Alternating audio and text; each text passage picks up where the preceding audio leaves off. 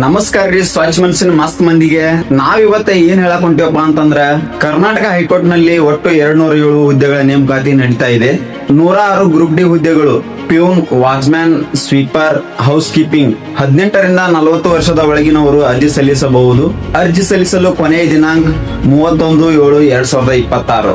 ಈ group D ಹುದ್ದೆಗೆ SSLC ಉತ್ತೀರ್ಣರಾಗಿರಬೇಕು. Data entry operator 28 ಹುದ್ದೆಗಳು ಕನಿಷ್ಠ 55% ಅಂಕಗಳೊಂದಿಗೆ ಪದವಿ ಪಾಸ್ ಆಗಿರಬೇಕು. ವಯೋಮಿತಿ 18 ವರ್ಷದಿಂದ 40 ವರ್ಷದ ಒಳಗಿನವರು ಅರ್ಜಿ ಸಲ್ಲಿಸಬಹುದು.